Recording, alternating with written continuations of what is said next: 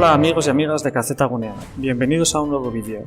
En esta ocasión vamos a enseñaros a usar Skype de forma sencilla desde vuestros equipos usando cualquier navegador, como Firefox o Chrome.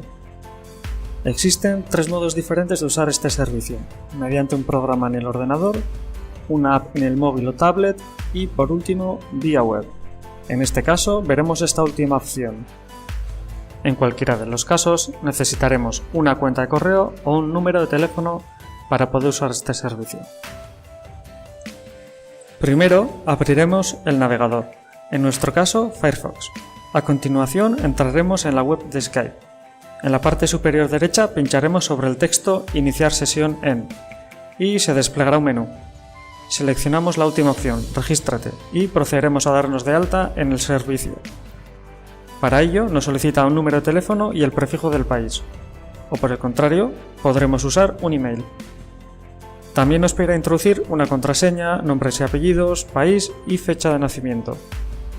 Por último, nos va a pedir un código de seguridad que se nos enviará al email indicado previamente y a continuación nos pedirá introducir el CAPTCHA. Una vez finalizado el proceso de registro en el servicio, podemos proceder a utilizar el servicio. En este caso, para poder comunicarnos con alguien necesitaremos su correo electrónico o su número de teléfono. Siempre que la comunicación se realice entre usuarios de Skype no supondrá ningún coste adicional.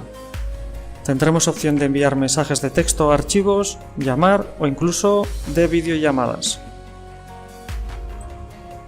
Para agregar a la gente utilizaremos la barra de búsqueda, en la que introduciremos o bien un correo electrónico o bien un nombre, y Skype lo buscará entre sus usuarios. Una vez localizado el usuario deseado, podremos iniciar la comunicación con la persona mediante el sistema deseado.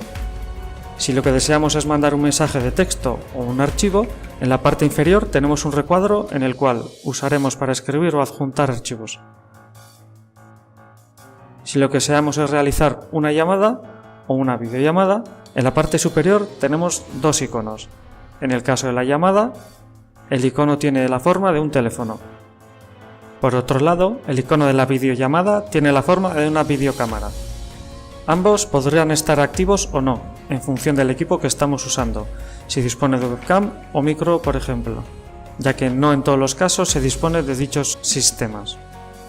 Pinchando sobre cualquiera de estos iconos se iniciará la acción correspondiente. Bien, pues esto ha sido todo. Esperemos que el vídeo les sirva de ayuda. Hasta la próxima.